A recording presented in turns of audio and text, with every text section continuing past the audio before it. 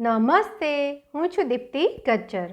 ભારતના પ્રથમ મહિલા રાષ્ટ્રપતિ પ્રતિભા પાટીલ. પ્રસ્તાવના: પ્રતિભા દેવીસિંહ પાટીલ ભારતીય રાજનીતિનું એક અત્યંત પ્રતિષ્ઠિત અને ઐતિહાસિક નામ છે. તેઓ ભારતના 12મા અને સર્વપ્રથમ મહિલા રાષ્ટ્રપતિ હતા. દેશના સર્વોચ્ચ બંધારણીય પદ પર પહોંચીને તેમણે ભારતીય ઇતિહાસમાં એક નવો અધ્યાય લખ્યો અને દેશની કરોડો મહિલાઓ માટે પ્રેરણાનું ઉત્તમ ઉદાહરણ પૂરું પાડ્યું. રાષ્ટ્રપતિ બનતા પહેલાં પણ તેઓ એક કુશળ વકીલ અને અનુભવી રાજનેતા તરીકે લાંબો સમય દેશની સેવા કરી ચૂક્યા હતા. પ્રારંભિક જીવન અને શિક્ષણ.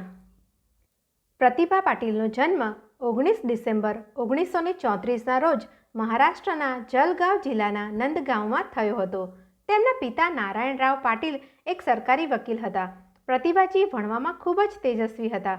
તેમણે જલગાંવની MJ કોલેજમાંથી MAની પદવી મેળવી અને ત્યારબાદ મુંબઈની સરકારી લો કોલેજમાંથી કાયદાની LLB ડિગ્રી પ્રાપ્ત કરી. અભ્યાસ પૂર્ણ કર્યા પછી તેમણે જલગાંવ ડિસ્ટ્રિક્ટ કોર્ટમાં વકીલાત શરૂ કરી હતી. તેઓ રમતગમતમાં પણ સક્રિય હતા અને કોલેજ કાળ દરમિયાન ટેબલ ટેનિસના ઉત્તમ ખેલાડી રહ્યા હતા. રાજકીય સફર અને અસાધારણ કારકિર્દી. તેમણે માત્ર 27 વર્ષની નાની ઉંમરે રાજકારણમાં પ્રવેશ કર્યો અને 1962માં મહારાષ્ટ્ર વિધાનસભાની ચૂંટણી જીત્યા. ત્યાર પછીની તેમની રાજકીય સફર ખૂબ જ પ્રભાવશાળી રહી. મહારાષ્ટ્ર સરકારમાં મંત્રી. તેઓ સતત 20 વર્ષથી વધુ સમય સુધી ધારાસભ્ય રહ્યા અને આ દરમિયાન તેમણે મહારાષ્ટ્ર સરકારમાં શિક્ષણ, પ્રવાસન, સમાજ કલ્યાણ અને આવાસ જેવા અનેક મહત્વના મંત્રાલયો સફળતાપૂર્વક સંભાળ્યા. સંસદ સભ્ય.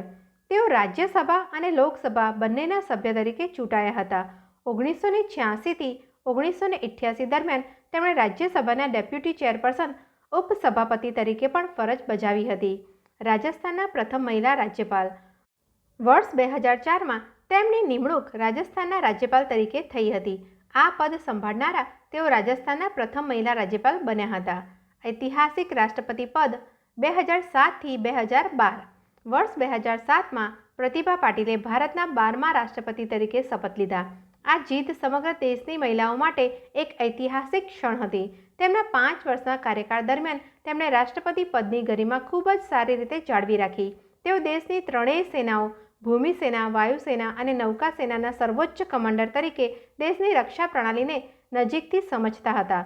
74 વર્ષની ઉંમરે દેશના અત્યંત આધુનિક યુદ્ધ વિમાન સુખોઈ 30માં ઉડાન ભરીને તેમણે નવો રેકોર્ડ બનાવ્યો હતો અને દેશના સૈનિકોનો ઉત્સાહ વધાર્યો હતો.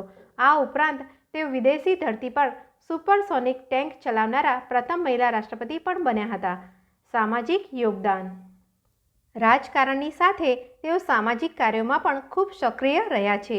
તેમણે કામકાજી મહિલાઓ માટે હોસ્ટેલ, ગ્રામીણ યુવાનો માટે એન્જિનિયરિંગ કોલેજો અને ગરીબ મહિલાઓ માટે સુગર ફેક્ટરીઓની સ્થાપના કરી હતી, જેથી તેઓ આર્થિક રીતે આત્મનિર્ભર બની શકે. ઉપસંહાર. પ્રતિભા પાટીલનું જીવન આપણને શીખવે છે કે જો તમારામાં સમર્પણ અને યોગ્યતા હોય તો તમે દેશના સર્વોચ્ચ શિખર સુધી પહોંચી શકો છો. એક સામાન્ય વકીલથી લઈને રાષ્ટ્રના પ્રથમ નાગરિક રાષ્ટ્રપતિ બનવા સુધીની તેમની આ સફર ભારતીય નારી શક્તિ અને લોકશાહીની સુંદરતાનું પ્રત્યક્ષ પ્રમાણ છે. અસ્તુ.